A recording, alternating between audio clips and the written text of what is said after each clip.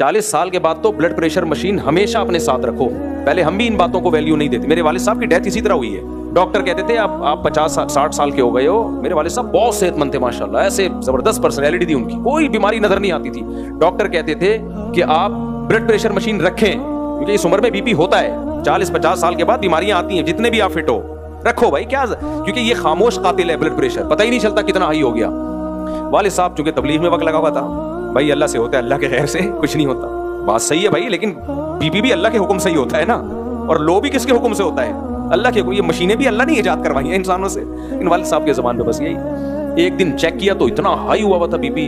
तो वालिद साहब का कहना यह था, इसी वजह से मैं चेक नहीं करता। आजकल बड़े बूढ़े यही कहते हैं, इसी वजह से हम चेक ही नहीं करते। जब तक चेक नहीं करो फिट रहता है आदमी, जहां चेक किया टेंशन में आ गया। अब हम भी समझा रहे थे कि भाई अब इतना हाई है तो अब ना ना ना दवा भी नहीं खाई। वही हुआ एक दिन जब मुझे इत्तला आई कि जी वो नमाज के इंतजार में बैठे हुए थे, बीपी इतना हाई हुआ है, फालिज हुआ और अटैक हुआ, थोड़ी देर में ही डेथ हो गई। तो जाहिर है औलाद को फिर अफसोस तो होगा ना। ठीक है, जो मौत जिस वक्त लिखी हुई है भाई वो आएगी, लेकिन अल्लाह ने हमें असबाब इख्तियार करने का ऑर्डर दिया है, हुक्म दिया है। तो फिर हमने वालदा के लिए जबरदस्ती वालदा का फिर हम बीपी चेक करते थे। वालदा, हमने कहा भाई, एक वालिद साहब पे हमें खुद भी अवेयरनेस नहीं थी ना, कोई हमें समझाने वाला नहीं था। हुकूमत का कोई स्कूलों में सिस्टम होता समझाने का, कॉलेजेस में सिस्टम होता, तो हम भी मशीन ला के रखते। अब्बा चेक करते नहीं करते, जबरदस्ती चेक करते हैं। उनका भाई कि आपका बीपी इतना हाई लेके घूम रहे हो आप। नीचे का 140 था मेरे वालिद साहब का, जब डेथ हुई है तो नीचे का बीपी 140 और घूम रहे हैं खुश व खुर्रम।